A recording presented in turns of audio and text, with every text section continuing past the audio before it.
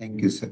Yeah, dream analysis is one of my favorite areas, Yes. also an area of my specialization.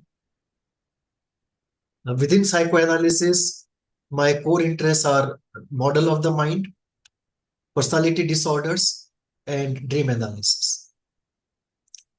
So this is a book that I have written, and we will use this book to explore the area of dream analysis. In this book, I have analyzed dreams using Freudian school, Jungian school, Kleinian school, Winnicottian school, Kohutian school, as well as Eastern yoga psychology and Tantra school. So the book structure is like this. First, I introduce a thinker, let us say Freud. Then a dream is given and analyzed using Freudian method. So 5 dreams are analyzed using Freudian method. Then we go to the Jungian theory. Then 5 dreams are analyzed using both Freudian and Jungian methods. Then we go to Klein. Another 5 dreams are taken, which are analyzed using Freudian, Jungian, and Kleinian method. So as the book progresses, the same dream keeps getting different interpretations. And the art then is to consolidate into one.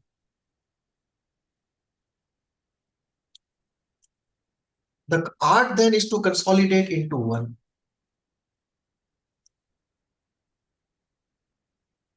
We will start today with the basics of dream. Then we'll go into Freudian dream analysis.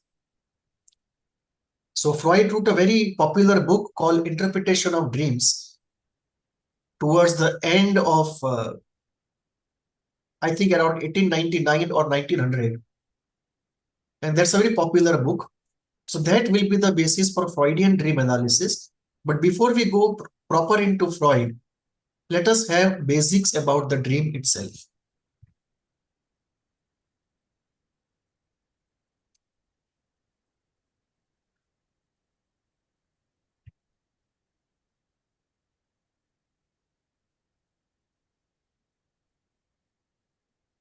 Vincent van Gogh said something very important about dream. He said, I dream my painting and I paint my dream. Oh.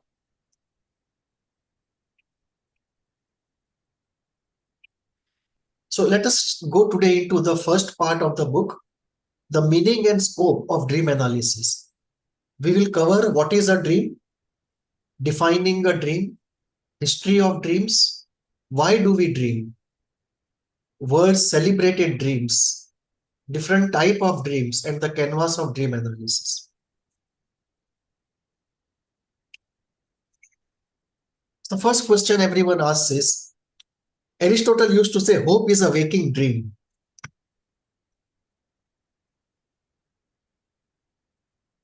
The first question is, do you dream? And the answer is yes. Most people say we don't dream. That's not true. It's just that we don't remember our dreams. Not only all human beings dream, but even mammals dream.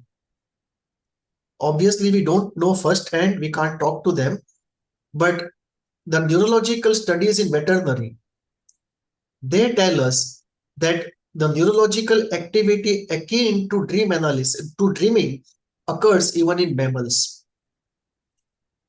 And if you deprive people of dreaming, if you don't allow them to dream, by not allowing them to sleep, so there have been experiments where you can have sleep deprivation, where you just don't allow the person to sleep. You wake up the moment he's trying to sleep. Second experiment, you allow him to sleep till the rapid eye movement tells you that dreams are on, and you wake him up. You don't allow him to dream. And in both the cases, there is a severe disturbance of the whole system. There are medical consequences of the whole thing on the system. So extreme experiments carried out on rats and other animals have shown that dream deprivation not only leads to deterioration in physiological functioning, but also causes actual tissue damage. So what has happened is that people have found if there is overall sleep deprivation, then both the psychological and biological functioning is affected. If there is dream deprivation, the psychological aspect is affected more, but the biological aspect definitely is affected. So this is where the significance of dreams comes in, that it's not a pastime. It's a very necessary part of the organism's function. And we have to remember that in evolution, dreams and dreaming have passed the test of evolution. If there was no benefit to survival of the species or reproduction of the species or evolution of the species, dreams would have been eliminated in the process of evolution. So the fact that not only human beings but even animals are supposed to dream, it means something important from a natural point of view is occurring in dream. So it's not a hobby or a pastime or a way to destroy time, but it's a very important part of the psychobiological functioning of the organism.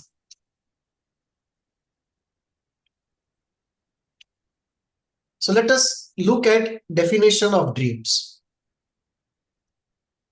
The Oxford definition is a series of thoughts, images, and sensations occurring in a person's mind during sleep. The problem with this definition is it does not include daydreams. And daydreams are a very important part of dreaming. Whenever we don't have anything particular to do, say you are driving or you are just sitting doing nothing, automatically daydreams take over. You don't have to make a conscious effort. It's the very nature of the system. So that is the problem with this definition.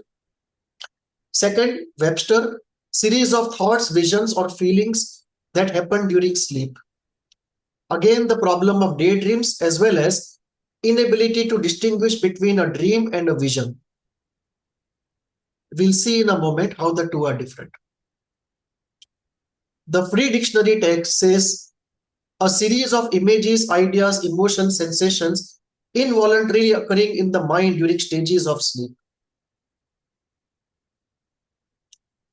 Again, the daydream problem. So there are three criteria of dream, and the best definition therefore is what I have put in here. Dream is a psychic activity occurring during day or night time, which is relatively non-volitional. So the first, it is non-volitional. It's happening spontaneously. Second, it can happen during day or during night. And obviously it is different from regular thinking that we do. The word relatively is very important because there is one category of dreams which is called lucid dreams, which are partly directed by the person. So within dream analysis, there is a whole area called lucid dreaming, where you partly direct your own dreams. Now, when we go into details of it, we'll take it up. But therefore, I have put the word relatively non-volitional, because in lucid dreaming, there is at least 15-20% volitionality. They are not completely spontaneous. And there is a very popular book called Lucid Dreaming by Stephen DeBorge or somebody. It's a very popular book, Lucid Dreaming. It's a specialized area within dream analysis. So what is the difference of a dream from a vision? There are two differences. One is the conscious intent. When you think of a vision for a company or a country, there is a lot of imagination into it, no doubt. But there is a conscious intent that towards a particular intent, I am generating some psychic material, which I call a vision. So there is a conscious intent and it is indexed to reality. There is a reality content. It's not pure fantasy. So I cannot say I will take my company from 1 crores to 25 crores in 1 year. I can say it can take it to 2 crores or 3 crores. So there is a reality content and a conscious intent that separates a vision from a dream. Second important point to clear the ground before we go proper into dreams. How are dream and imagination related? So dream is a product and imagination is a faculty which along with many other things are used to generate that product called dream. So imagination is a faculty. It uses raw material and it uses many other psychological faculties, and all of them come together to produce a final product called dream. This brings us to a very important question. Why do we dream and what is the purpose of dreaming? So let us go into why do we dream. First reason is it provides us pleasure. Unsatisfied desires of reality can be satisfied in dreams.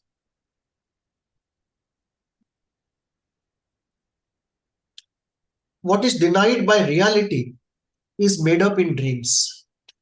What is denied by morality is still active in dreams. So it is a way of fulfilling desires that in the real world can't be fulfilled. Second, so first is they provide pleasure. Second, wish fulfillment. Third, they make reality bearable.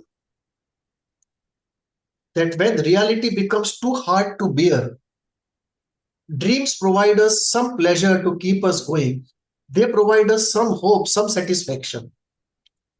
And therefore, more troublesome the life is, more there is a necessity to go to movies or go into legends or any folklore.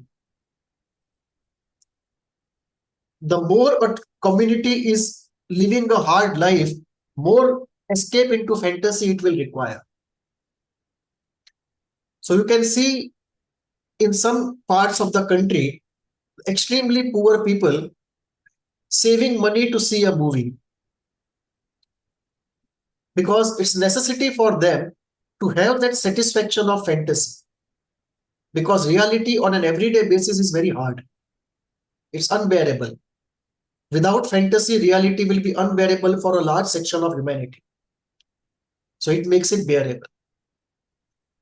Dreams allow us to revisit our past traumas and heal them. So it's a very important part of the dream that the dream allows us to know that some traumas are still unhealed and it is necessary to focus on them to heal it. And this is a very important part of dreaming. When somebody is in therapy, often the person will get a dream about what requires to be healed or how the therapy should go. It's a very important direction giving element for the therapist. Like I had mentioned a dream the other day that the person was narrating a very vivid visual in the course of his session. And that vivid visual told me that the core problem of the person is early life object loss. So I can focus on the Oedipus later.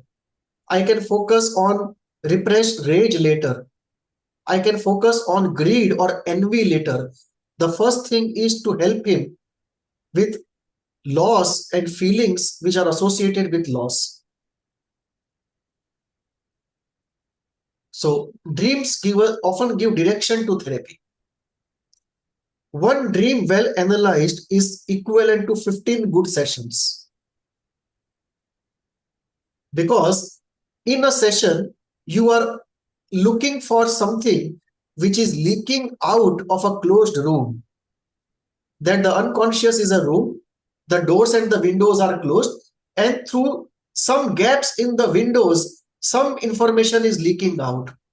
Whereas in a dream, you are opening the door and going straight into the unconscious. So it is a wholesale entry into the unconscious. Obviously, we are not saying any dream can present to you the entire unconscious, but it takes you into a very important part of the unconscious.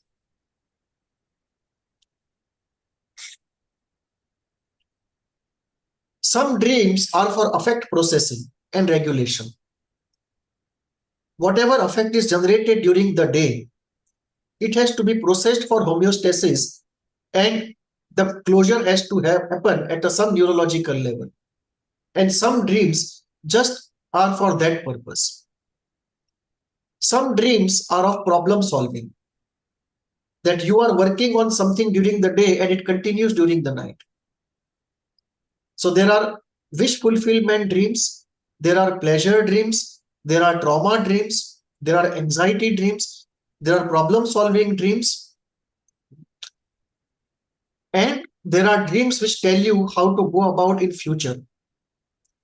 The program of life dreams. So all these are different types of dreams from a Western standpoint. Now, if you come to the East, some more purposes get added. If you believe in spirituality and mysticism, then their idea of dream analysis is very different. They believe that often in dream, you meet in the astral world people who either are present in the world or were present in the world. They also believe that you meet past aspects of yourself, of past births, in your dreams. They also believe you can meet masters or relatives or friends in the astral world. They also believe dreams can be used for spiritual growth. In fact, in some of the Buddhist schools, it is very necessary for the disciple to narrate the dream to the master. So they use it even for spiritual growth. In some of the tribes in the Amazonian forest, the custom is that when you wake up, after you have a cup of tea or something, whatever they have, they sit together in a group and narrate their dreams to each other. That's a tribe custom.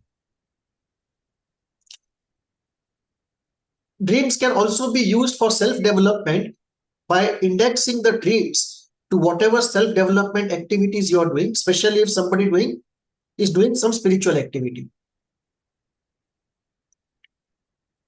Now, some dreams reoccur and some dreams come only once. So why do the dreams reoccur? They reoccur because they want us to know something and act upon it, and we refuse to do it. So they are reminders to complete the work. And the reminders keep coming. Reminder 1, reminder 2. So recurring dreams are very, very important. Similarly, extremely repressed dreams are those where you dream within a dream. That you dream, and in the dream you see that you are dreaming, which means the material is so difficult to accept that even in dreams you have to disown that material.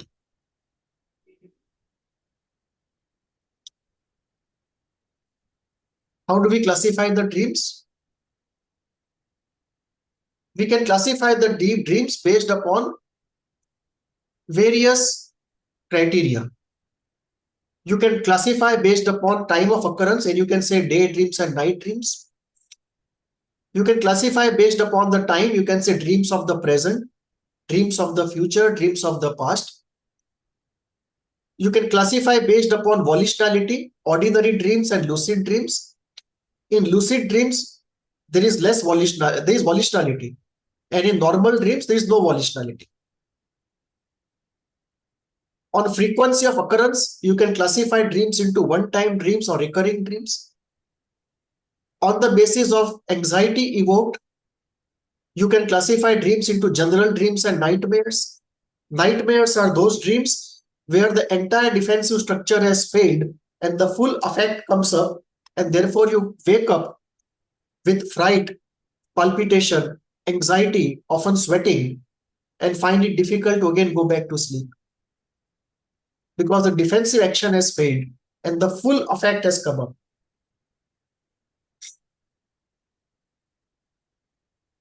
Based upon layers of dream, you can have simple dreams or dreams within dreams. based upon purpose of the dream. You can have dreams of the body. For example, you wake up in the middle of the night and you go to the washroom, and just before it you had a dream of urination. These are dreams of the body, that some action the body needs, and because you are not aware of it, it comes up as a dream, as a wake-up call. You can have dreams of wish fulfillment, of unsatisfied desires. You can have dreams of prophecy, of what is going to happen. You can have dreams of affect regulation, dreams of anxiety, dreams of problem solving, dreams of trauma, and dreams which direct you how to go about in therapy or how to heal yourself. So what is the dreams of affect regulation? What happens is, during the daytime, lot of affect is generated. Now, the generated affect is not processed completely to its end. So it remains in between the processing system, in between of it is in the in between stage of the complete process. So all that unprocessed affect is processed in the dreams.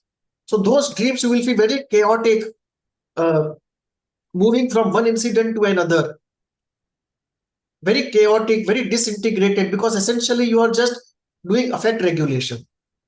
It's very difficult to find a coherent theme of those dreams. Not because of repression, but because of the very nature of the dream.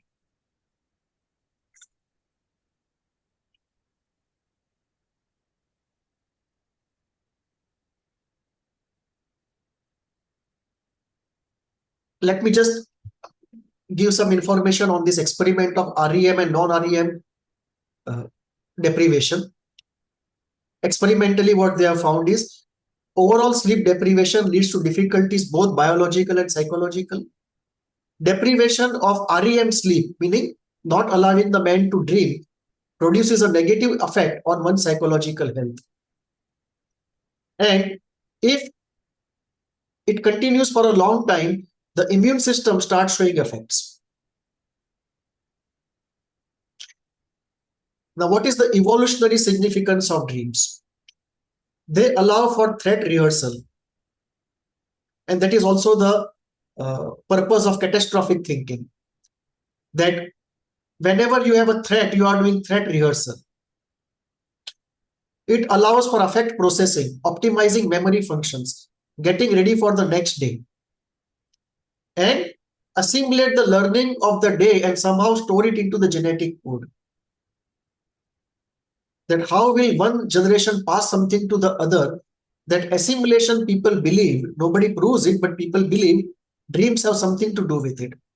That may be a time where the day's experience is somehow coded into the system.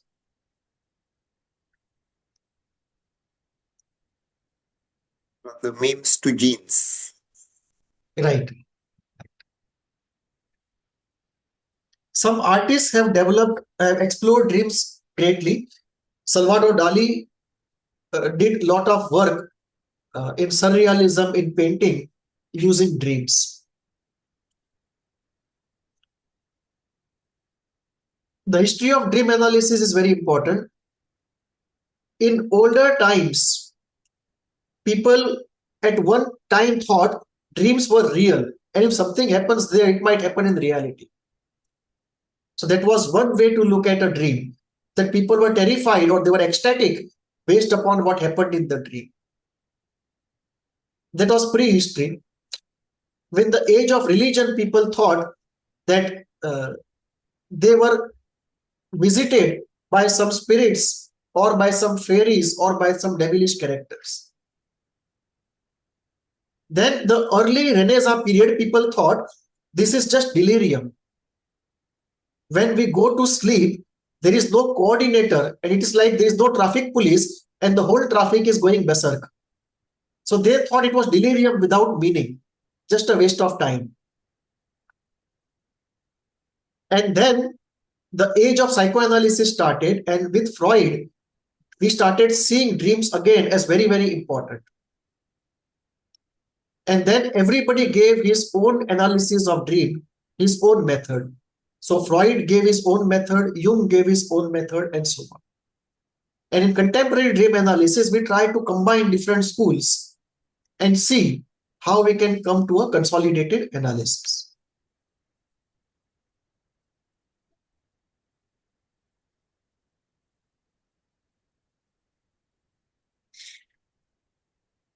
Some of the world's celebrated dreams. Mary Shelley in 1816 wrote the story of Frankenstein, which was inspired by a vivid nightmare. These are some of the very famous dreams in world's documented history. Paul McCartney, 1965, composed entire melody for his popular song Yesterday in a Dream. Niels Bohr visualized structure of atom in the dream, which he later proposed to the world. Similarly, the structure of benzene also was visualized almost like in a dream-like state. Einstein had his own eureka moment when he was thinking about the speed of light, and he was dreaming and he woke up and developed the idea. Ramanujan used to go into dreams to visualize complex mathematical formula, and on waking up he would write down and try to verify.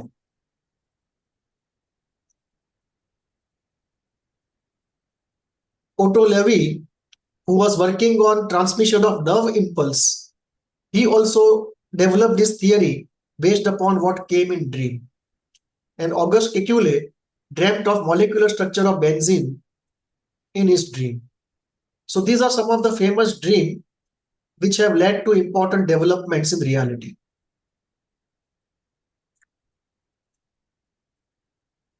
Now, which disciplines are studying dreams? Each discipline is studying dreams from its own standpoint.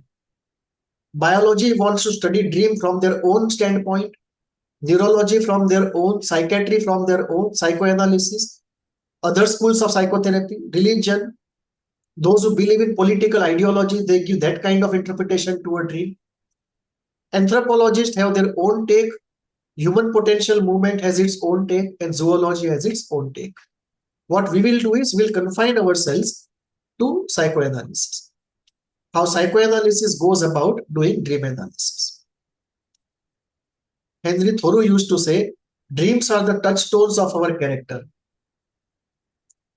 We find ourselves without pretenses and defenses in our dreams. In the waking life, there are too many pretenses and defenses.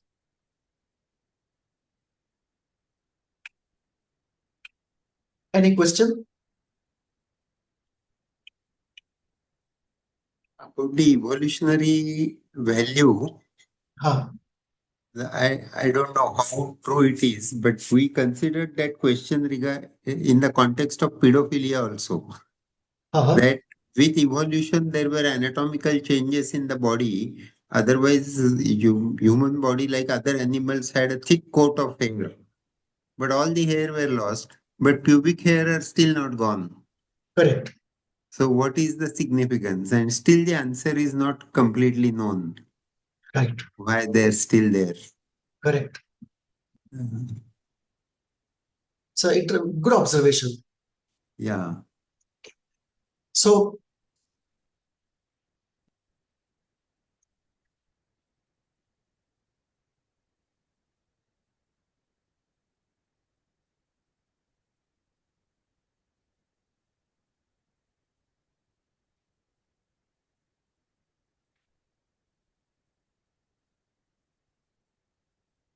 okay. So what happens according to psychoanalysis in dreams? So this is the general model of the mind. Freud has its own take on it, Jung has its own take on it, but in a simplified way, oversimplified way, I would say, this is the kind of model that psychoanalysis works with. Now, what we have here is, let us say there is a desire here. And desire here is coming up to the conscious mind from the unconscious. As it comes here, it finds a repression barrier. that separates the conscious and the unconscious. And these are the forces which are acting downwards to keep the unconscious material unconscious. As it comes here, this repression barrier will not allow it to go into the conscious. But the need for this to go is very high. So what it will do is, at the repression barrier, it will undergo a disguise. And the disguise has to be enough for the repression barrier to allow it to go into the conscious, because the repression barrier believes that the disguise is so much that the conscious mind will not be able to make out what actually this is. Because if the conscious mind is able to make out what this is, it will lead to difficult feelings. Feelings of anxiety, envy, guilt, sadness, anger, all those feelings that we want to avoid. And that's the very reason why something is here. Because if it goes here, unwanted feelings will be produced. And therefore it's kept here. So what happens is, the moment this material goes near, it has to undergo a disguise. And that is what makes things here absurd. Because unless something is absurd, the repression barrier will not allow it to pass into the conscious mind. So it has to be strange enough, absurd enough, meaningless enough, difficult to decode enough. Only then it can go from the unconscious and appear as a dream in this sleeping mind. So this is the general thing, that something which is in the unconscious wants to come up. It cannot come up in the waking state. The repression barrier will not allow. So when the sleeping state starts, this thing again tries to come up. The repression barrier still does not allow. And the only condition in which it will allow is to hide itself enough, disguise itself enough. And only then it will be able to pass here and come as a dream in the sleeping mind. Any question on this? So this is the basic, that why dreams?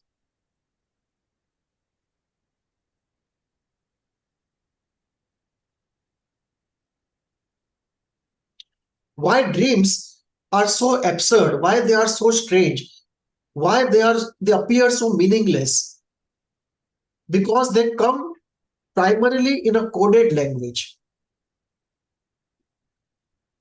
And they come in a coded language because they cannot come as they are. The repression barrier will not allow it. So the only way a dream can happen is by disguising the real material enough.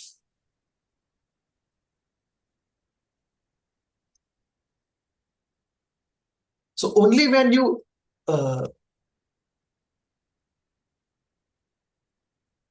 disguise enough,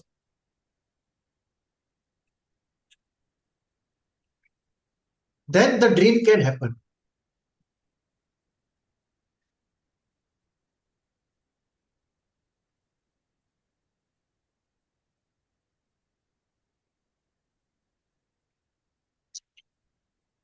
So is that part clear? That something is in the unconscious mind. It wants to come up. It cannot come up in the waking state. It again wants to come up in the sleeping state. It cannot come up in the sleeping state also. The only way it can come up is by disguising itself. And the work of disguise has to be such that the repression barrier has to be satisfied, that even if the conscious mind knows about it, it won't know its meaning. And therefore, it has to undergo a disguise. And therefore, dreams appear to be very, very difficult to interpret.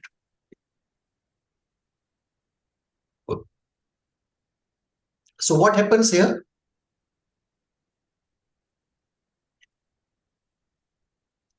In order to disguise itself, so there is, let us say, some material here which wants to come up. So this material is the unconscious, the real dream content.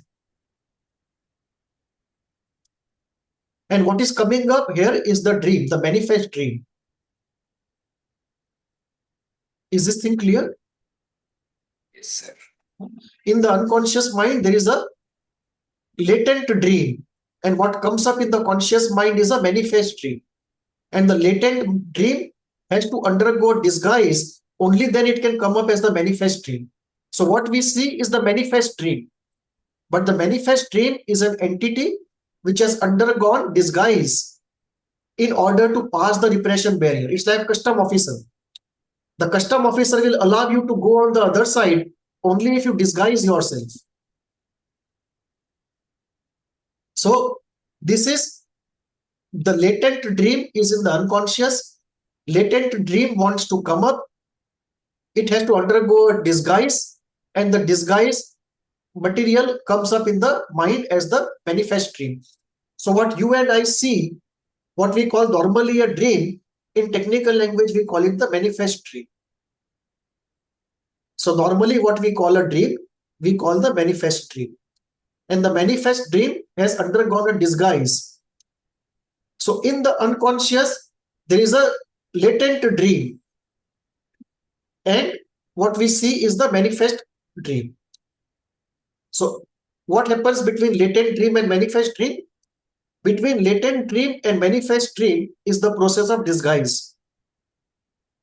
Technically, we call it dream work. Dream work meaning the work that the psyche puts in order to disguise the latent dream.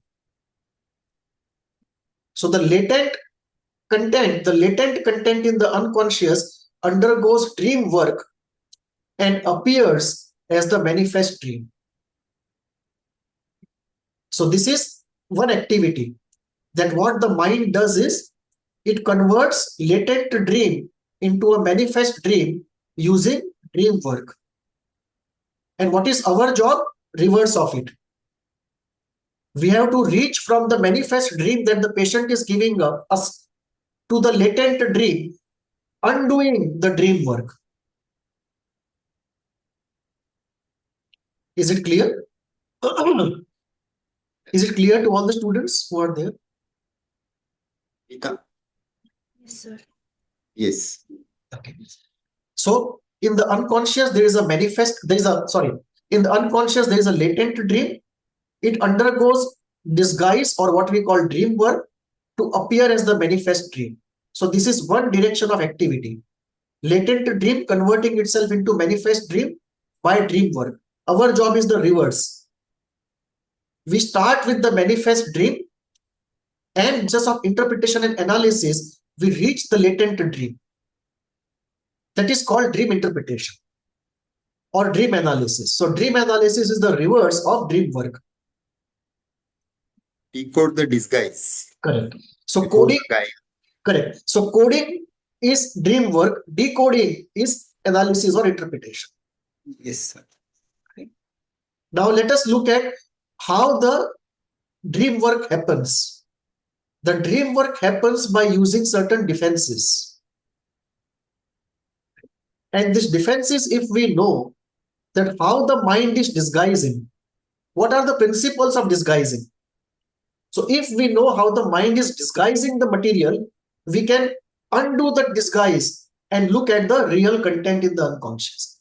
So what are the defenses used in the dream? Many defenses are used. Some of the defenses are common to normal day use also.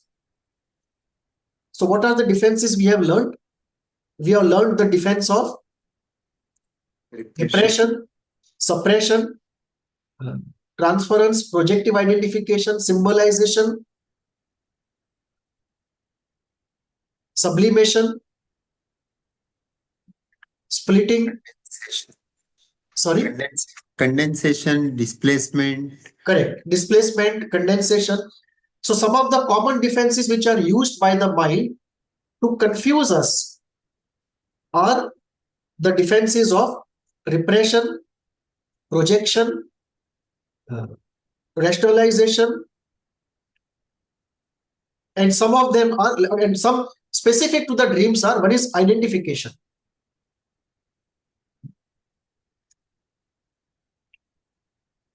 You can also call it substitution in some ways, and some ways identification.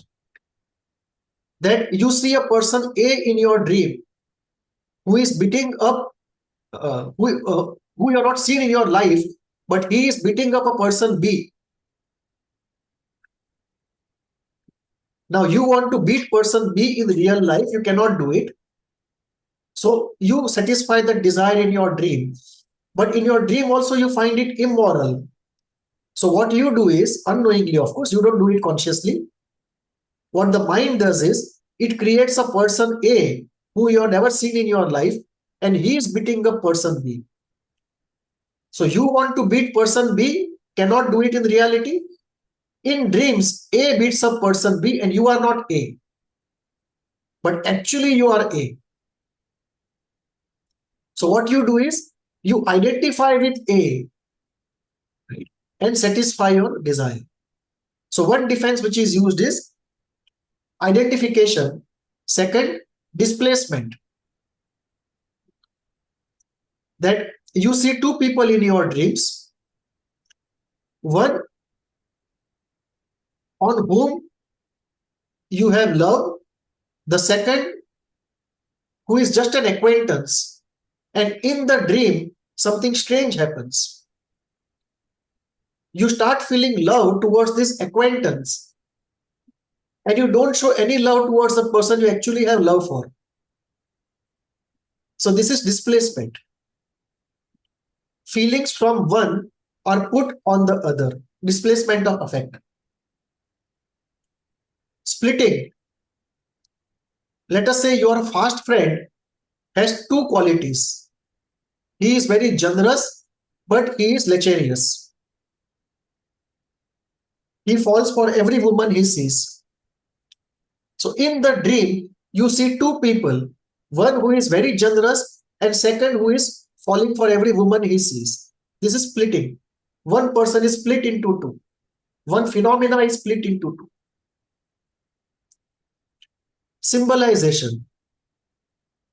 You are very angry with your father, and in your dreams you see a lion. Now the lion can represent your rage. The lion can also represent your aggressive father. The lion can also represent your death wish to kill your father. The lion can also represent your anxiety. What if the father kills me? So all this is put there by symbolization. That the symbol has a story. So symbolization is a defense. Inversion. A student who is in the third college of a medical school, he gets a dream that he is writing an entrance exam tomorrow to get into the college. It's an inversion. You see a dream where you see everything upside down. The rails are on the top and the trains are moving below it.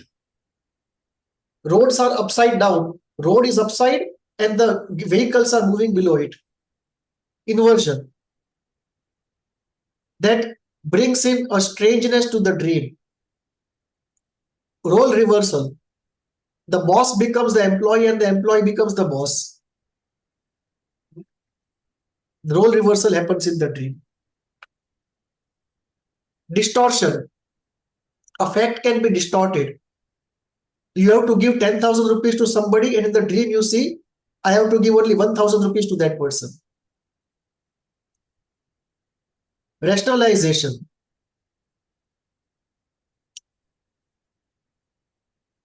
Somebody who is denied a promotion, he gets a dream that if I had got a promotion, I would have to undertake a transfer of the city. It's good that I have not got a promotion. Reaction formation. You want to kill somebody, and in the dream you are in love with that person. Exact opposite to the real feeling. Reaction formation. Intellectualization. A person has been humiliated by his boss. He remembers in the dream the conversation without the affect. You intellectualize the whole phenomena. The narration is completely intellectual, without any effect coming in.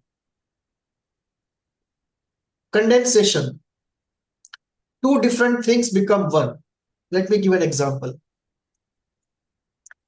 This is one of the most difficult things to catch in the dream, condensation.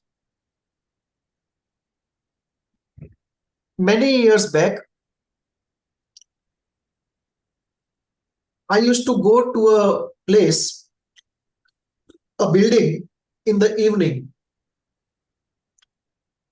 and I would go to the building, sit in the lift, and go to the second floor I used to go. Just opposite to my building was another building where there was a very popular sari store and very costly saris. And the richest of the city would come there to buy it. So one night I had a dream that I was in a lift, and it was a strange lift. The lift was as big as one room, almost like a 15 by 15 room. And in that lift, there were white cushions all over the lift. Like everywhere, there were thick white mattresses and white colored bed sheet over the whole thing. And the whole lift was moving up. Now, how do you interpret this dream?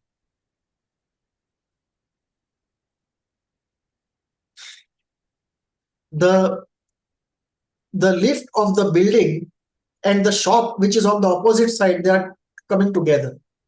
It's a condensation of two things. And therefore, the strange kind of lift with almost like a bed across the lift. It's like a room, and the whole room is moving upwards. So it's condensation of that sari store and the lift in which I was going up.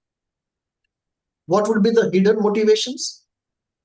Why should this come up in dreams? It cannot come in dreams unless it is repressed. Why should it be repressed? Because there is something not acceptable to reality or morality. So what is that thing which would not be acceptable?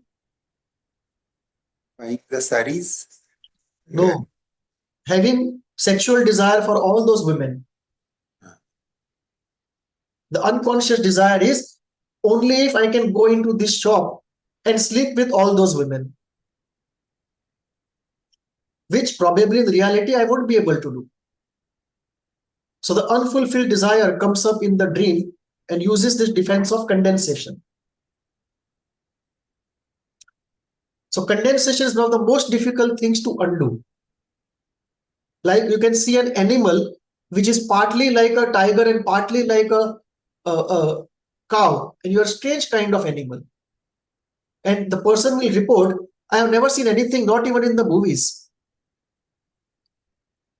And that is because two or three things of different ideas have come together to produce one condensed object. And decoding a condensed object, one of the most difficult things. It's almost like a zip file. You open the zip file and 5 things come out of it. So condensation is a very difficult defense to undo. Denial. Somebody who has been caught stealing, he sees a dream where everyone says, no, no, you are innocent.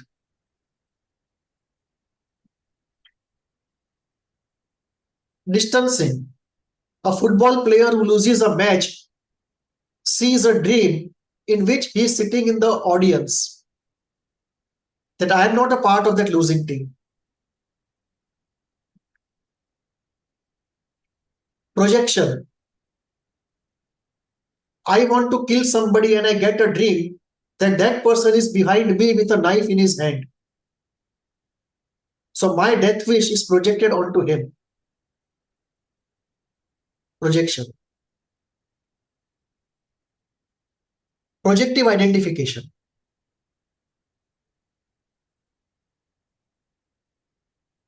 what I feel, the other person starts feeling. So I feel extremely frightened of somebody, and in my dream, that person says, today my health is not good. I don't know why I feel very anxious. So I get a dream in which that person says, I'm not well today. I don't know why I'm feeling very anxious. I have put my anxiety into him, my hypochondriacal nature into him. So these are some of the defenses that are used in dream work, meaning converting the latent dream to the manifest dream. The process of disguise uses these defenses. And once we know these defenses, we can undo the dream work and reach to the real latent content in the unconscious. So the job of the mind is to convert the latent content into manifest dream, and the job of the analyst is to do the reverse, reach the latent content starting from the manifest dream using the knowledge of defenses through which the disguise has happened.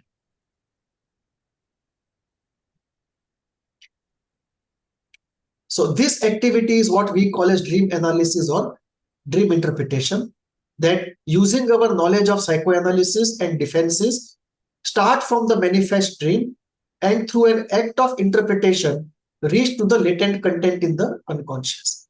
And once the latent content is reached, bring it to the notice of the dreamer. And this brings us to the purpose of dream. Okay. What is the purpose of dream analysis? Get more insight of oneself, one's dreams, and perhaps avoid disasters. Correct. So there are three purposes why dream analysis is so important. First is self-knowing, that you know those parts of yourself which cannot be known in the waking state. These parts are known only when you analyze the dreams. So the first purpose of dream analysis is self-knowing. Second purpose of dream analysis is self-healing. That when the unconscious becomes conscious, there is a healing which takes place. It also helps the therapist to know the unconscious better. It can also point out direction to the therapist how to do therapy. Like many people, they get in touch with their Oedipus only in the dreams. Only when they start becoming conscious about their dreams, they become aware of their own Oedipus complex and the non-resolution of it. And that helps them often reduce their anxiety. So it's very important in generalized anxiety disorder, obsessive compulsive disorder, any form of anxiety spectrum disorder, or in some cases of paraphilic disorders, and in some cases of sexual disorders. That it may be too repressed for a man to really discuss the Oedipus in the therapy room also. But when he observes his dreams, he comes across it and he can't deny it, he can't refute it. And if he brings in to therapy and one can discuss it safely, it can help that person. So the first I said purpose of the dream is self-knowing. Second is self-healing. And the third is future planning. That often it tells you what to do in life. And this is more important in the midlife crisis. In the age group of 40 to 45, when the midlife crisis is happening, the first innings is over and the second innings you have to plan. To plan for the second innings, often you get dreams. And these dreams are related to the planning the second innings. Or if you are deviating too much from your natural design of life, then you get dreams about the program of life. that age appropriate, this is what you ought to do, and you are not doing it.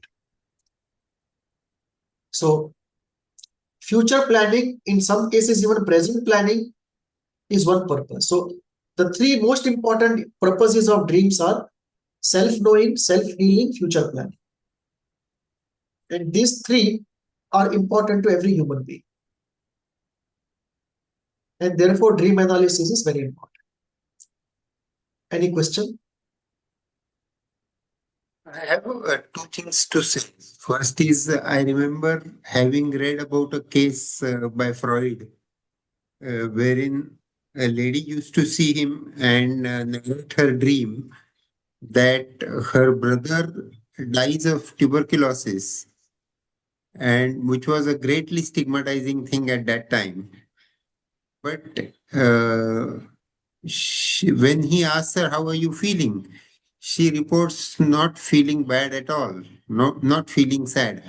And then when he investigates further, he finds, and the lady confides in him that she only knew that the brother had did a great fraud, and only she knew about the fraud. Right. So the thought was, even if he dies of tuberculosis, there was a great sense of relief rather than feeling bad about it. Correct. And secondly, I remember about my Oedipus in the dream, as you said it. When I was an adolescent, I remembered my issueless uncle and aunt, and she wanted to adopt me as her son. And my mother, of course, did not let me let him be. So one night I dreamed that she was returning, coming out of the bath and with very skimpy kind of clothes, and I was wishing something, and then the dream ended. I don't remember if I woke up or not, but that when I joined medicine and psychiatry, I understood that it was clearly the Oedipal wish. That is what I thought. I may not be correct, Yeah. but that It's is what true. I thought. It's true. It's true. Mm. Like uh, for me, the conviction in psychoanalysis came only after I analyzed my own dreams. Yeah. That's back long back in my college days. And I realized that for the first time what Freud was saying was true. So Fiction comes. yeah, Yes. the conviction happens only in the laboratory of the self. So let us take one dream. Yes. So how do you do dream analysis? So there is a process, the general process. The general process is, okay, let's learn it through the example itself.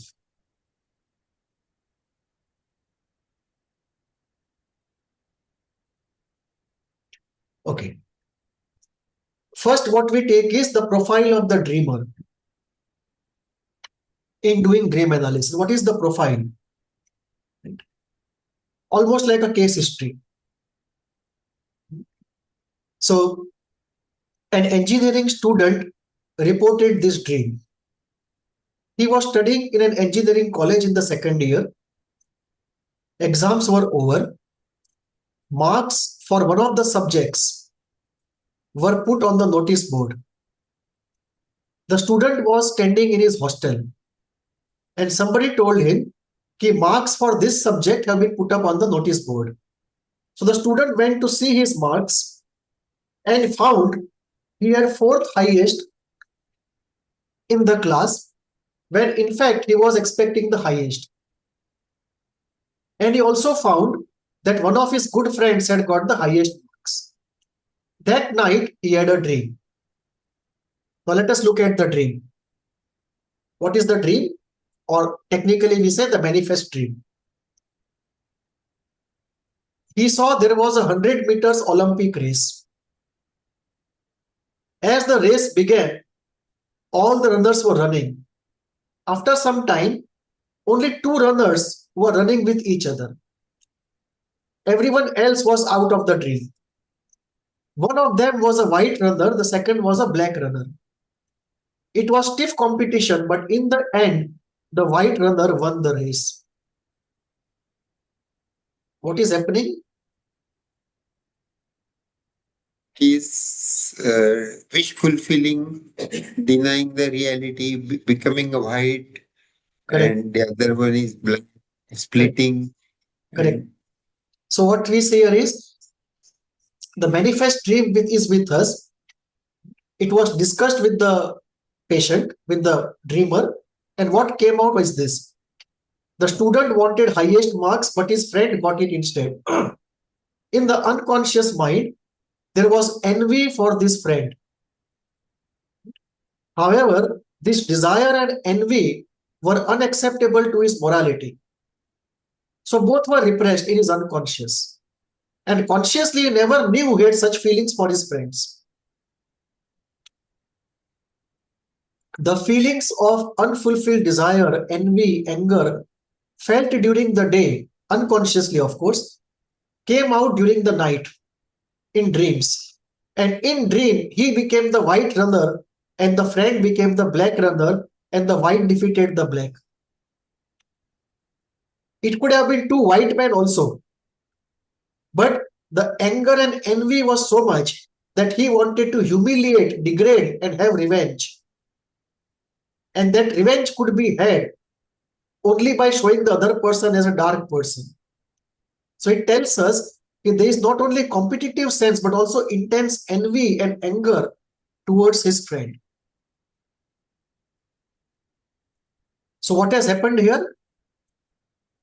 The dream work has converted a simple story into a strange story. What is simple story? A wanted to have highest marks, B got the highest marks. A is feeling anger, envy towards B and wanted to have the highest mark. This simple story.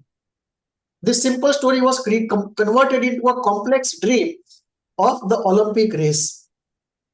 Now, if you look at the Olympic race on a standalone basis, it looks strange. Why should an engineering student have this kind of dreams? So one way is to dismiss it as useless. But when we look at the context and when we use the knowledge of defenses, we see that this is a very clear dream. So what has the dream work done? Converted a simple thing into an Olympic race, where two people come in the dream, neither of whom the dreamer knows in real life. Maybe they don't even exist in this world. And what kind of Olympic race is this where there is nobody in the audience? A strange kind of stadium. So what has happened here? The dream work has converted a simple story into a strange story that seems to have no relation to the life of the dreamer. And because of this strangeness, the story was allowed to pass the repression barrier. If one does not persist, it is easy to say this dream has no meaning and is absurd, when in fact it is full of meaning. So what are the defenses used? By the dream work, how is the disguise happening in the dream? The first defense is used is symbolization. We can also call it substitution, but symbolization. The white runner symbolizes the dreamer and the black athlete his friend. The Olympic race is a race for marks. Symbolization. Displacement. Feelings of envy and rage are displaced onto the black runner. Identification. The dreamer identifies with the white runner and the friend is identified with the dark runner. So this is a simple dream which is analyzed. Now what is the step-by-step procedure? Step 0 is just read the dreamer and read the dream. If you want a step-by-step procedure of dream analysis, it's a 5-step process. You can call it a 6-step process also, but step 0 is what I have kept. Step 0 is just read the dream or just listen to the dream if somebody is saying it in an audio way. So step 1 is just listen to the dream or just read the dream. Second, know about the dreamer. Even if you don't have a case history, just be with him or just see his photograph or listen to him. Read the dreamer. Both are very important. So the step 0 is read the dream or listen to the dream. Read the dreamer or listen about the dreamer. Then step 1, ask about the day residue.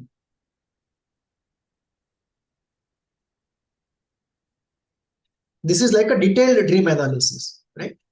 The first dream that we did it intuitively without following any process.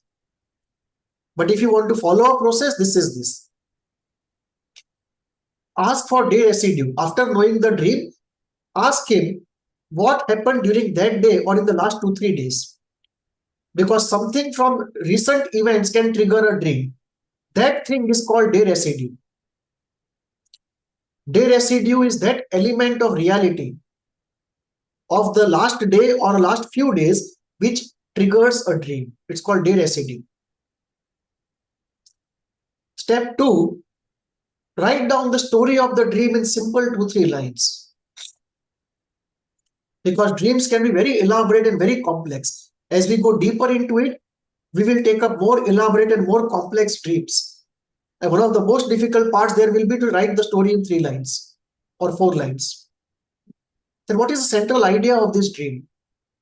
If you just look at it cognitively or affectively, what's the central idea of the dream?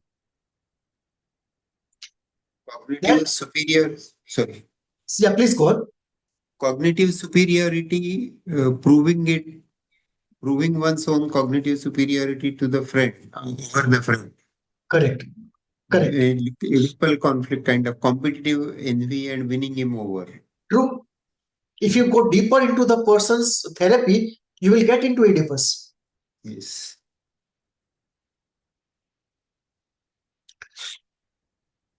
So step 0, read the dream or listen to the dream. Read the dreamer or listen to the dreamer or see the dreamer. Step 1, ask for day residue.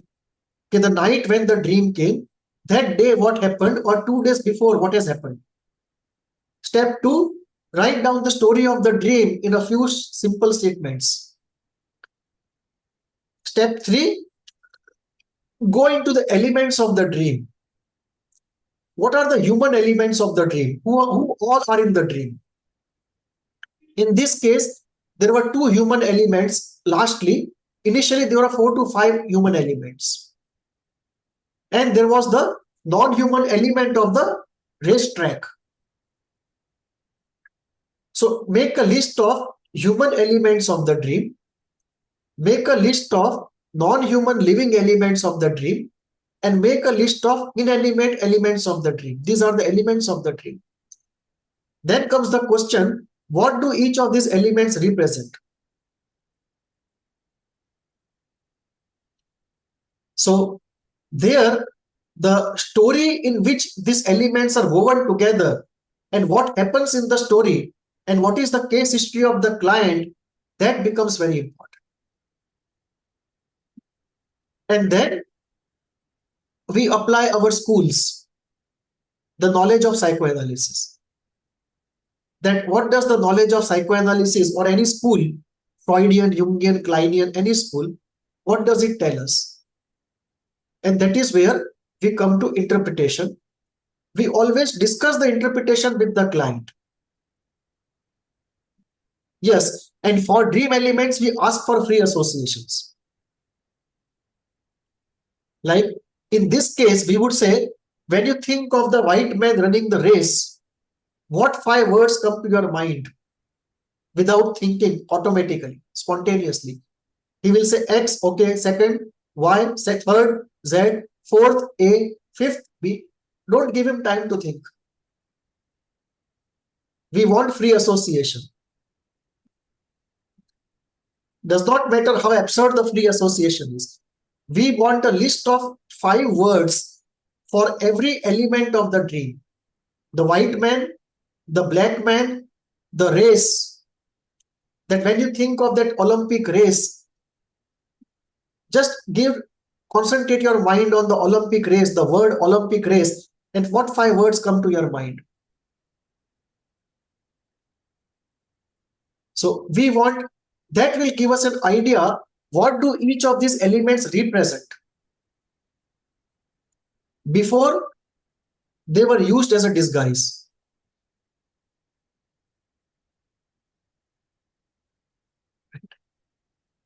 So we want free association for each of them. Then once we have the free associations for each dream element, we apply our knowledge of psychoanalysis. And we get an interpretation, which we discuss, of course, with the client. And then lastly, we look at the purpose of the dream analysis. How does it contribute to self-knowing, self-healing, and living, future planning? That why has this dream come? What is the purpose of this dream? What does this dream want you to do? That this dream has come up because of a purpose. So, step 0, we start understanding the dreamer's profile, the dreamer's case history, who the dreamer is, what is his situation in life, and so on. Step 1, we start collecting information from the dreamer. What happened during that day? What happened in the past 2 days? To know the day residue. Step 2, we start writing down the dream in simple language as much as we can.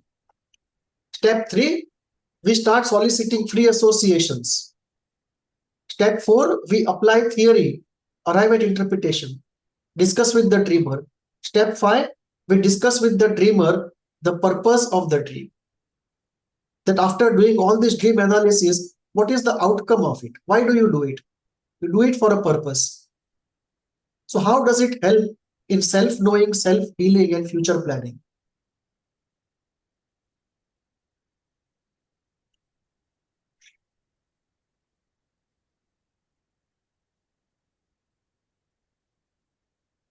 What it tells us is, dream is not a fluke. It is not something useless or absurd. It's deeply meaningful. And it's very important for anyone, everyone in fact, to analyze the dreams that we have, but we forget most of the dreams because of the act of repression. We remember very few dreams because the repression barrier doesn't want us to remember that. When you wake up, you hardly have 5 to 7 minutes to recollect your dreams. Within 7 minutes, the repressive act will start again and you will forget it. So the best way to know your dream is, some dreams you will analyze, you will remember, and that's very lucky. But most of the dreams, when you wake up, just write down the bullet points. You will not have the time to write full statements. Just write down the bullet points of the main events in the dream, and that will help you to pull up rest of the information.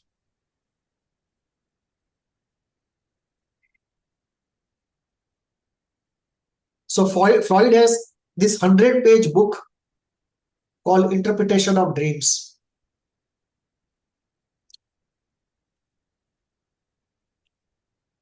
Ambitiously started but never finished when I was a resident. Correct. So Freud says dreams are most profound when they seem most crazy. Royal Road to Unconscious. Sorry to have interrupted. Royal Road to Unconscious. Okay. So, any questions? I would invite questions. There was a dream from Upanishads. They say that one is dreaming within the dream, and one wakes up from the dream and finds that, oh, it was just a dream. But she's still in the dream. Taittiriya Upanishad, I suppose. Taittiriya Upanishad. Correct. But I don't remember Aga Picha uska kuch, that I have lost. The idea there is that in certain states of mind, what the Advaita philosophy will call Brahma, the whole normal experience appears like a dream. Just as we wake up from a dream in the morning, when you get enter into that state, it appears as though for many lives we were in a dream and now we are woken up. So that's the idea behind it, that what we call reality as a consensus in some states of mind, that itself appears as a dream. And then something else appears as real. And we are told that once one experiences that, then one understands very clearly that the real is not as real as it appears to be. But that is not psychoanalysis, that is Indian spirituality. So within the boundary of psychoanalysis, of course, that is delusional. Any questions? Okay. So let us break for a cup of tea for 10 minutes. And when we come back, let us apply the Freudian method to analyze 3-4 dreams as much as we can. These are very small dreams, and 1 or 2 dreams we'll discuss, and then you can try it on yourself, by yourself, and let us see how it appears. And you'll also see how systematically we can do dream analysis. And towards the end of this, when we are done with the dream analysis part, then those who remain, I will give you a format of making a report for dream analysis. That if somebody comes to you with a dream and you want to analyze it and give him a report, how you can structure it. So you can on your camera and show that both of your faces are there.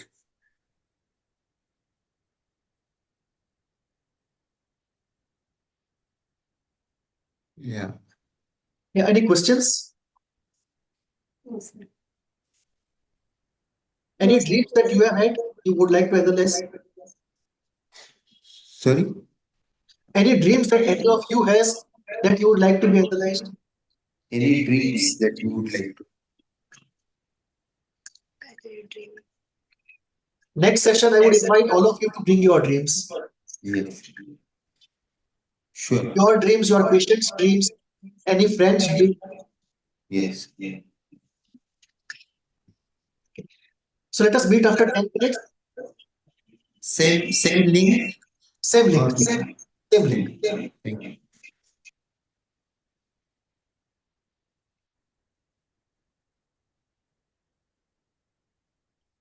Let us take a look at this dream. The title of the dream is The 11 Pens. So what would be the step 0? Step 0, to take the dreamer's profile: name, gender, age, religion, address, education, occupation, economic class. Of course, all of this is not true, to hide the identification of the person. Now the dream. So step 0, first take the dreamer's profile. Second, take down the dream. Right? Either listen to it, read it. So I will read the dream.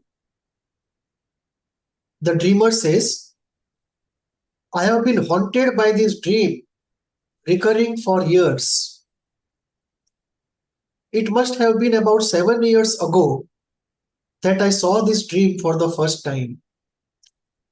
This is a strange dream, since there are no human characters in the dream.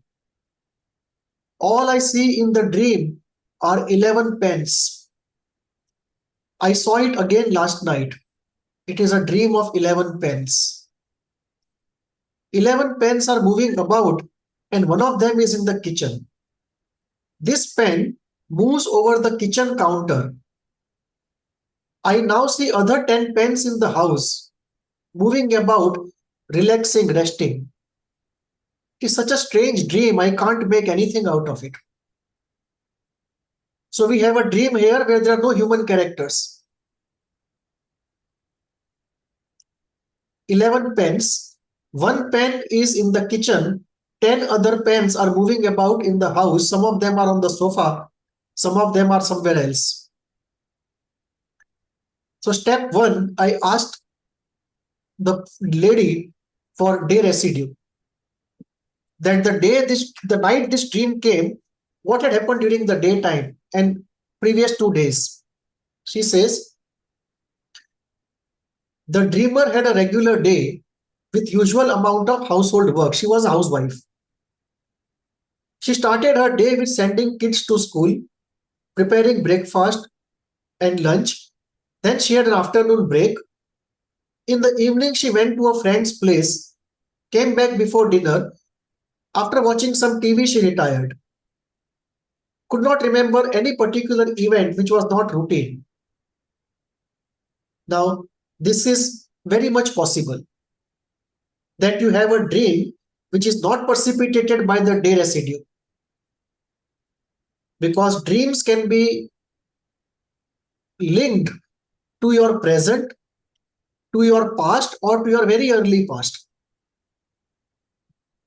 So the dream may precipitate either because of something happening in the day or something which has happened 5, 6, 7 years back, or something which happened in the first 5 years of your childhood.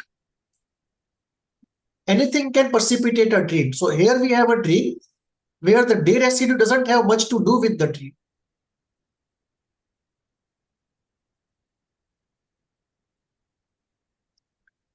Step 2, I wrote down the story of the dream in simple statements. The dream is a dream of 11 pens with one moving about in the kitchen, other 10 moving in the house. There's nothing particular or noticeable in anything that they do. There are no human characters and no conspicuous events happening in the dream. Very strange. No human beings and no human events.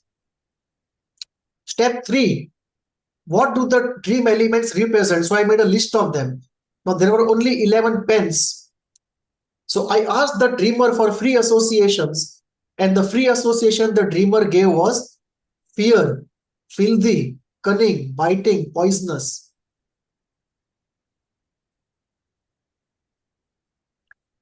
She could not provide associations separately for each of the 11 pens. I asked her, okay, let us say I call them P1, P2, P3, pen 1, pen 2, pen 3. She said, no, I can only give overall associations, not each of them. She felt they were all alike and difficult to differentiate or think separately about them.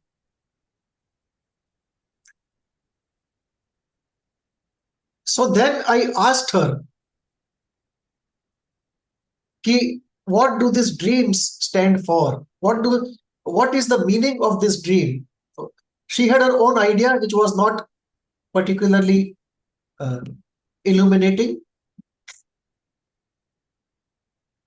So the meaning of the pens was extensively discussed, and now we apply our theory. What does the Freudian theory say about the symbol of the pen? The Freudian theory tells us it's a classical phallic symbol, and it is a symbol from which the ink comes out, which is almost like the phallic symbolism. This was the first thought that came to me. But I discussed it with the client, and the client said, no, this is not true. Doesn't seem relevant to me. Which means the Freudian theory tells you something, but the client is not ready to accept it. Doesn't seem appealing to the client. So maybe the Freudian theory is not to be applied to this dream. So let us go ahead. So then we had to look for another meaning. If the pen is not a symbol for the phallic organ, what does the pen stand for? Does the dreamer harbor desires to be a writer? Or does she have fear of some letters written by her before marriage? It can be one argument. I tried these routes, were not successful. Another thought came to me. Thus she considers those letters to be dirty, filthy, or slimy. because that is what the free associations tell us. Right? We should always remember that the dream has something to do with these free associations. The interpretation cannot go free of these free associations. The free associations are what connect what is in the dream element, to the psyche of the particular person. It's very subjective. Two people can have pens in the dream and have completely different meaning of the word pen. So this line of investigation reached a dead end. Lastly, it occurred to me by intuition to ask the dreamer how many members are there in her family, and she said 11. It came out during the discussion that 11 pens represented 11 members of her family. The dream had first occurred when she was pregnant. She wanted to take rest, but her family members would not allow her and insisted that she should do the household work even when she was pregnant. She wanted to take rest and wanted her family members to share her household work. However, nobody cooperated, and she had to cook and do household work against her wish, causing her great discomfort, tiredness, and resentment. In her unconscious mind, she thought of her family members as cunning, unreliable, slimy, heartless, exploitative, poisonous, and biting. However, these thoughts about her own family members were unacceptable to her conscience, and therefore they came up in a dream. The 11 pens represented the 11 members of her family, and the 10 pens represented 10 members of her family, and the pen in the kitchen represented her. This pen was working in the kitchen while other 10 pens were moving about free and carefree in the house. It was a dream that expressed her repressed feelings towards her family members, who she felt had deceived, dominated, and exploited her in an inhuman way.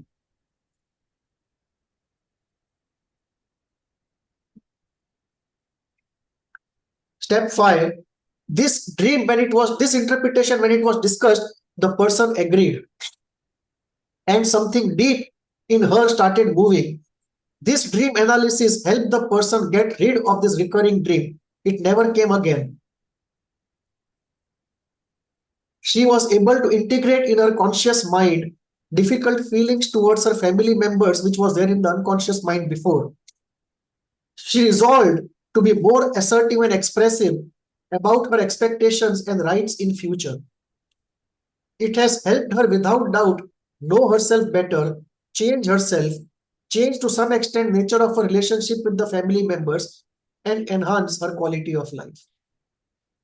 This recurring dream, which was happening for years, stopped altogether after this dream analysis.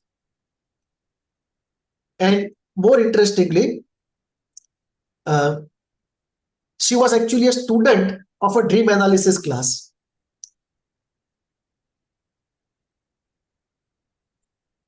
So this is how it gets done. So what are the defenses used here? What is the disguise used here? Symbolization. The pens are symbolizing each of the family members. My pen.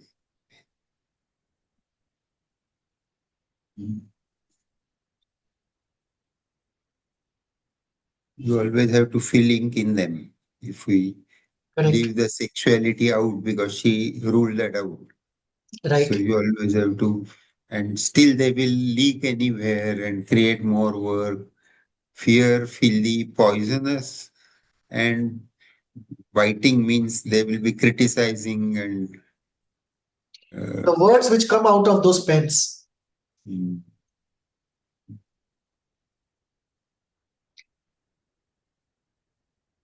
So this is like one dream.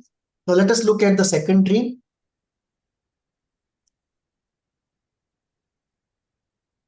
Title of the second dream is The Great Wall of China. Each dream is like a story. There is almost like a writer, a script writer in the mind of everyone. Because if you look at dreams, you will see every dream is a fantastic suspense story. In fact, if you remember, you can easily create a suspense TV serial out of it. Like Mindhunter. Correct. And this is what I was trying to do recently, to convert this book into a OTT TV serial, where a detective unravels the suspense by using dream analysis. So let us look at this dream. The title is Great Wall of China. Tab 0, the dreamer's profile. Name anonymous, male, 42 years, Christian, Brazil, BCom, salesman, upper middle class, economic class. Obviously, all of it is forged. Okay. Now, what is the dream? The dreamer told me this dream, right? Yesterday, I was thinking of going on a vacation to China. I wanted to see the Great Wall of China. I also wanted to visit spiritual places like Tibet and places related to Lao Tzu. For the last many years, I was reading on Confucius and Lao Tzu. Life was fine, but I always felt something missing from life. I was not sure if I had made right decisions in my life. I was into a profound engagement with myself. I revisited my life to see where I had not taken the right decisions. I felt there was something strange, something very near, but I was not able to comprehend it. Something obvious but not vivid.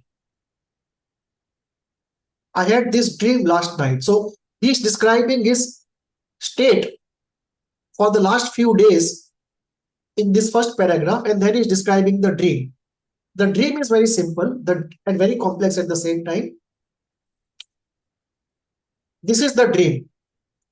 I was standing in front of the Great Wall of China. The wall was built over centuries. It prevented enemies from attacking China. Suddenly, I realized it was a dead end. There was nowhere to go. There seemed to be no way out. Soon, the Chinese interpreter came and said, "Please turn around. We have to go." I turned around and saw a highway we had to take.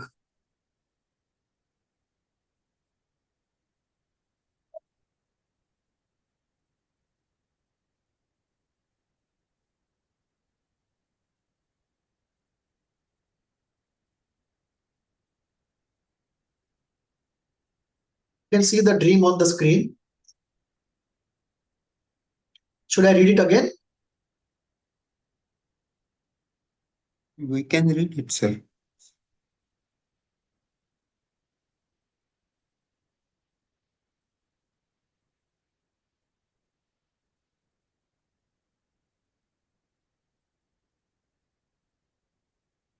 He had the great wish to unravel the mystery.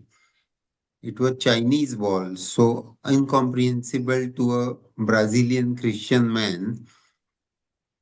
And uh, he was the wall was preventing enemies from attacking China. So one is not clear. I'm not clear what does that mean. But the wall was built. He has the defenses are very old or built over centuries.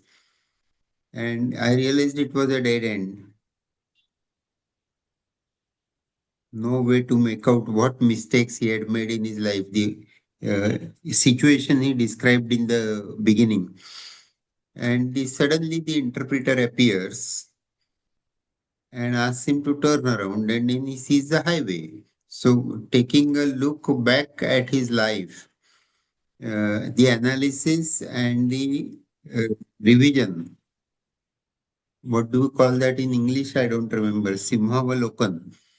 What is the recapitulation of the significant events that have taken place in the life, and then turning around allowed him to see the highway. The solution was obvious where he had to go. Correct. So, two points come up. One, it's very difficult to do dream analysis without discussion with the person and without his background. Because this story is very subjective to the person and his situation. It's not a standalone objective story. No. It's a very subjective index to the person and index to his situation story. So dream analysis always will need the dreamer, discussion with him, and if possible his case history. That is one. Two, we will need associations on elements of the dream, for which we require the dreamer. Nobody else can give his associations. Number three, we can just turn the outside story into the inside story.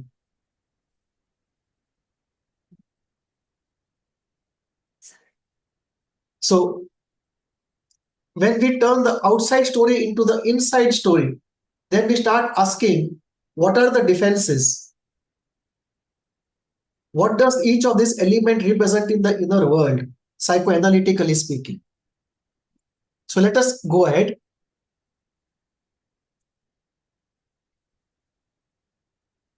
Step one, taking the day residue. That day, the dreamer was thinking of vacation to China. He was also thinking profoundly of his own life. So we have here a man who is deeply reflecting on himself. He was reading Confucius and Lao Tzu, so intellectually driven person. For a way ahead in life, which means he is at some crossroads of life. He is not flowing with the flow. He has stopped at some point to reflect upon life.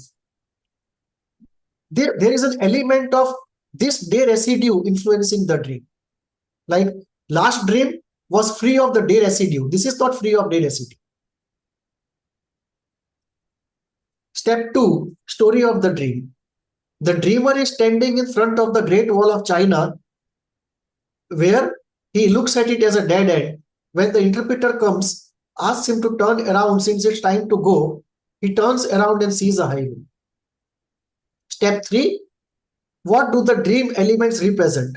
So on one side, you write down the dream elements and you write down free associations related to each of the dream elements.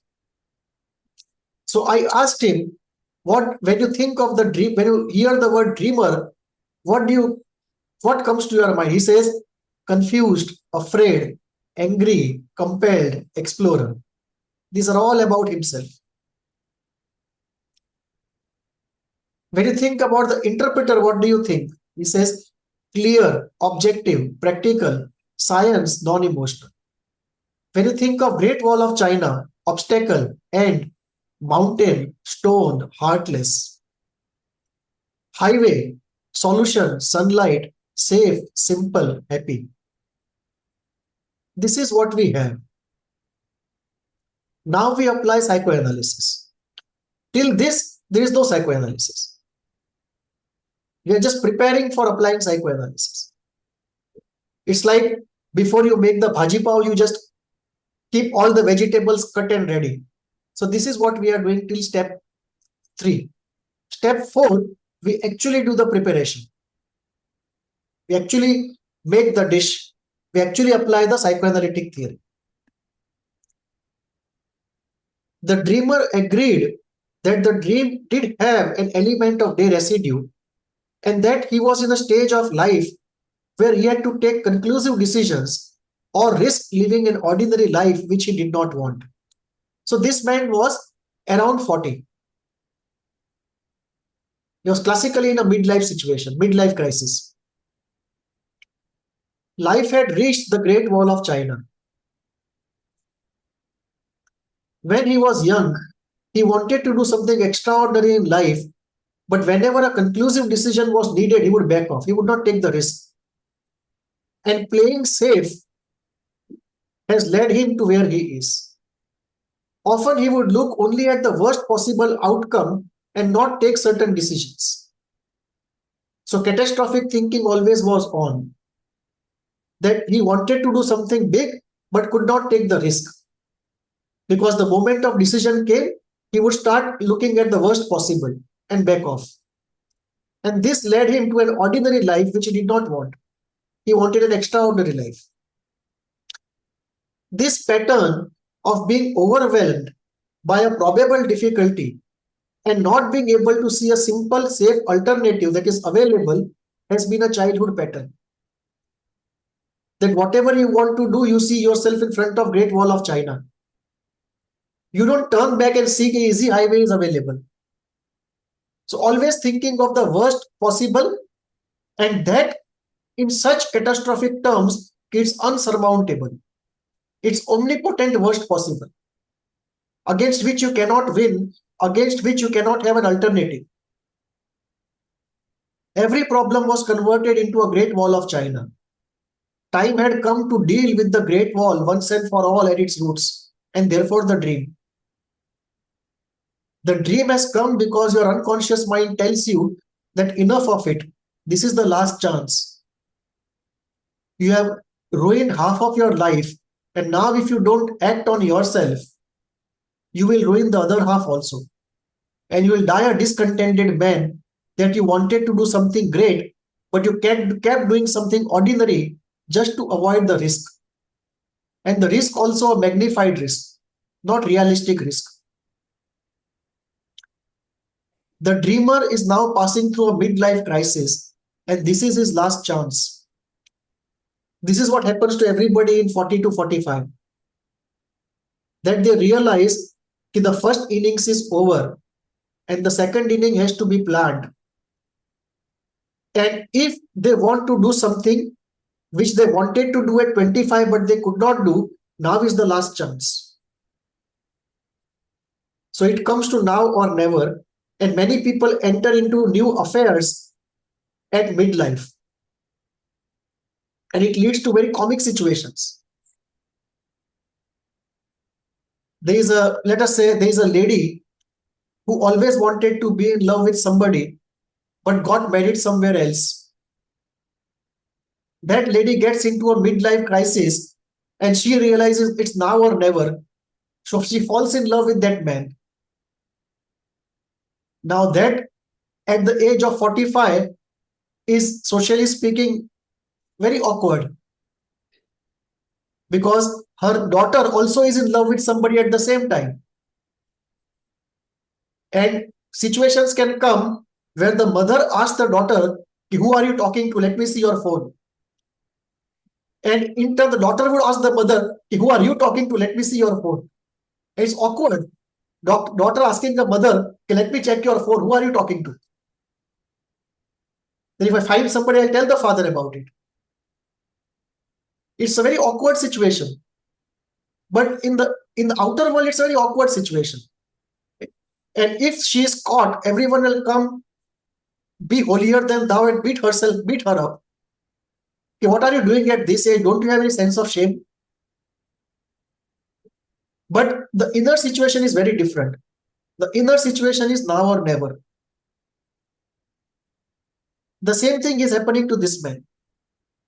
He is in a midlife crisis. It's now or never.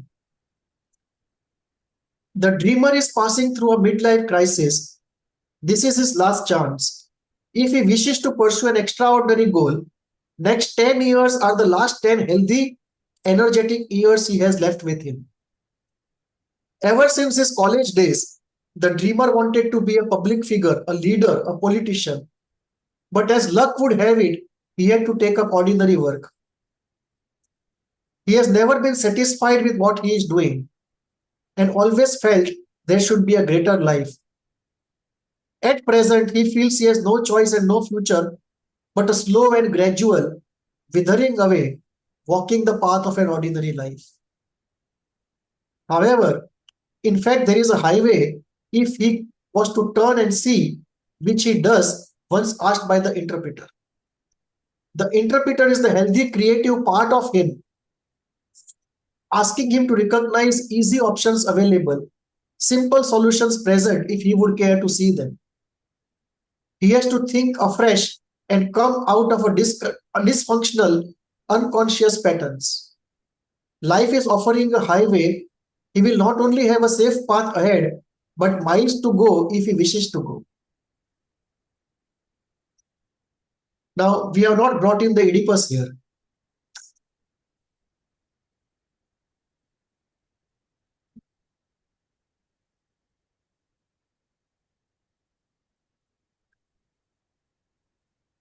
The dream, now what is the purpose of this dream analysis? The dream analysis provides the dreamer the insight to give up being overwhelmed by one difficult choice and slide into a state of helplessness. Such has been his pattern for a long time. It is time to evoke one's courage, creativity, a sense of agency, and consider the alternative and simple solutions that are available. It's time to start afresh, think fresh, simple, positive, and pursue his core, deep and long-standing desires. About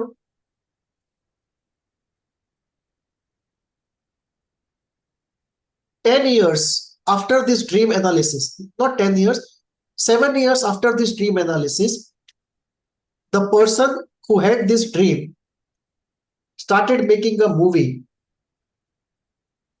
which he always wanted to make and started dabbling in politics which he always wanted to dabble. So the unconscious was asking him to do something, but he took a long time before he could put it into practice. But after he did what he always wanted to do, did not succeed much, but now he's a satisfied soul. So doing what you like is very important regardless of success. Even if success does not come, still there is a closure, a very profound and deep-seated satisfaction.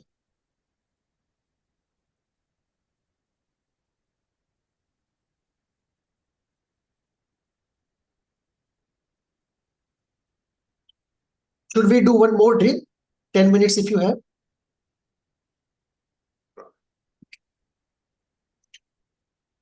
Title is Autofare.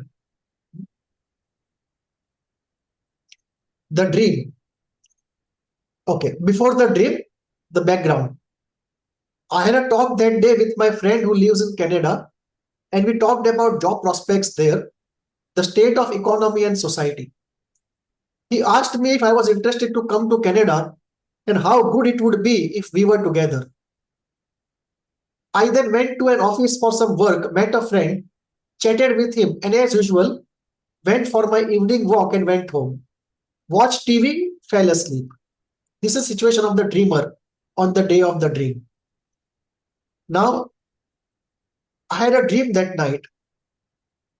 I was in my college days going to college. While I was walking, I got a call. The call was from a friend who asked me to come to restaurant X in the city, about 4 kilometers from where I was. I took an auto rickshaw and reached that place. As I got down, the driver asked rupees 160 as fare. I said it cannot be. The distance is too less. It has to be around 120 and not 160. Driver went around asking other drivers what a fair fare would be. And one of them said, perhaps rupees 130. I paid him the money and the dream ended.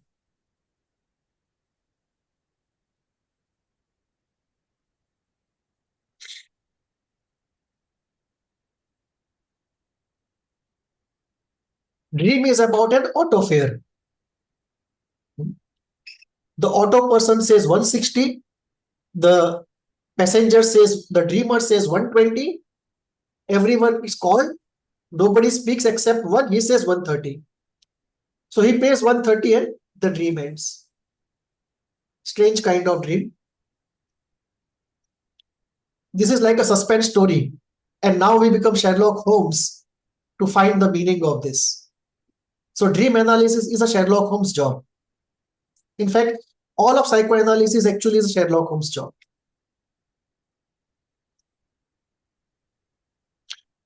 Day residue. The only connect to the day residue was calling of the friend. During the day, the friend from Canada had called him, and in the dream, a friend had called him. Apart from that, there was hardly any resemblance. Thus, the day residue was related to the dream, but not a strong role it had to play in the dream. Free associations were like this. For dreamer, the driver, and the friend who called. Now the interpretation.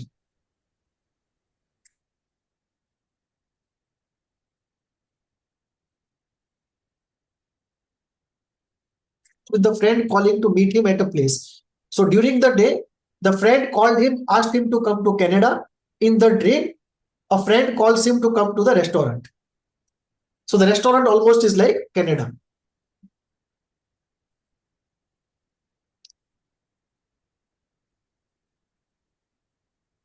In discussions, it came out that the dreamer had a desire to move to Canada, but was not sure if he could establish himself there. Second important part is with the driver, the quarrel. The one who drives his life is the driver. He is not comfortable with. So the driver of auto rickshaw of the dream, the auto rickshaw represents his life, and the driver is somebody who is driving the auto rickshaw, not him. He is sitting like a passenger in the auto rickshaw, his own life. It came out he had a difficult relationship with the father who was taking all the decisions and driving his life. And he felt in the relationship the father had charged too much.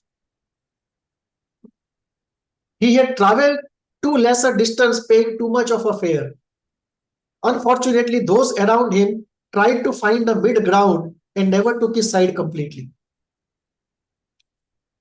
Last, what do these figures mean? Figures in dreams are very important. It came out during discussions that they were related to blood pressure, which was high for the last 2 weeks. He had a desire it should be 120, but his doctor told him it was 160. It was too anxiety provoking for him, and he wished someone came in and said it was at worst 130, not 160. Thus, the anxiety of his health, difficult relationship with the father, lack of confidence of settling in Canada were all reflected in the dream. The same incidents and elements of the dream have multiple meanings. Thus, the dream reflects the dreamer's concerns from day residue, near past, and early childhood, all put together.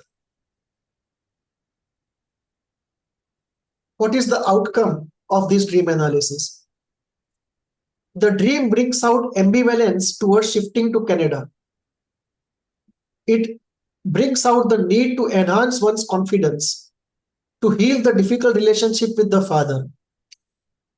It brings out anxiety about health and the need to focus on the health. The dream analysis leads him to an agenda for action. It is time for both physical and psychological healing. Necessary to focus on both. It is time to address one's confidence and with courage move forward to greener pastures one has a wish for. I did not see anything related to blood pressure in the dream itself. Correct. The figures that came out. Connect. Yeah, that came out in discussions. Yeah. So the figures we did not take free associations. That was a mistake. That every element you take free associations. I thought actually that the figures were not something so confusing that I should take free associations, but I should have. If I had taken something related to blood pressure would have come up. Or health would have come up. Yes. This is amazing. This is wonderful. Nice.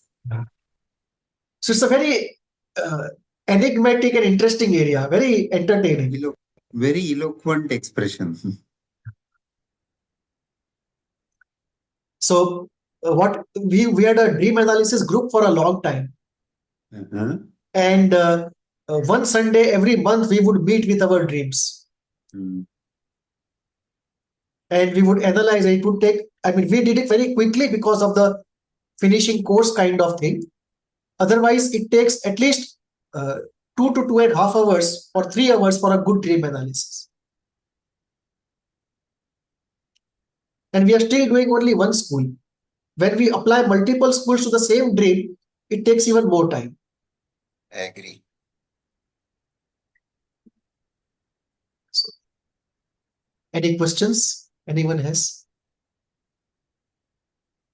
The dreamer, the initial opening lines about the dreamer, I would like to go through them once. Yeah. Anonymous male, 45 years, Hindu, India, MBBS doctor. Yeah. And that was a typical dilemma that around several years ago, you were offered jobs abroad, NHS jobs. I remember having gone through this, and they were very intense conflict that time, ambivalence, and So this is a story of many professionals in India, yes, that they were good in their areas, they had opportunity to go abroad, but because of some inner reason or social reason, they decided not to, and yeah, often they regret having said done so. yeah. At times they don't Yeah, correct. because we hear stories from those who have. Ah, They found constraint there because of the regulated practice. You right. cannot prescribe this molecule more. You are audited if you are, even if you see a patient on your own interest coming in the evening again, you are not supposed to come and see, you are a consultant. Oh, Yeah. And you are not supposed to do psychotherapy. You have to send that patient to the therapist. So many over here, if it is developed less, you get more freedom. true, There, if it is developed more, you are regulated more, true, true. constrained more. So I could empathize with the dilemma, and I've gone through this. Should we stop for the day? Okay. Next time we meet with our dreams or patients' dreams, Yeah. or what I will do is I will bring dreams which we can collectively analyze. I could remember one right away from a patient of mine. I'm sure I'll find a couple of them more. Sure. So next time we practice the dreams. Sir, thank you. If you don't wake me up, I will dream during the class. We'll do it in the Jungian area where you Forgive dream me. upon dream. Huh? What Jung does is he uses a technique called active imagination. Oh, I see. So you take a part of the dream, you close your eyes, you dream further, elaborate it. Yeah, yeah, yeah. We So use that to take the sting out of patients' experience of fear and anxiety and give mastery. It's a behavioral therapy kind of thing. correct. So Give masterful ending to the situation. So this is one of the differences between the Freudian and the Jungian method. What Freud does is he takes the dream and converges it down to the latent content.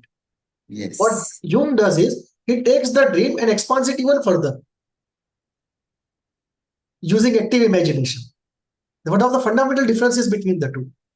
And see uh, comparable they are, because having gone through a difficult period where there were doubts whether he was broken down and all Correct. that, whereas Freud was being more and more focused and strict and lost many of the colleagues from the movement. True. Very true. Very true. Very nice. You can't separate the life of the individual from the theory. The theory, yeah. Okay. Thank you, sir. It's very meaningful. Thank you.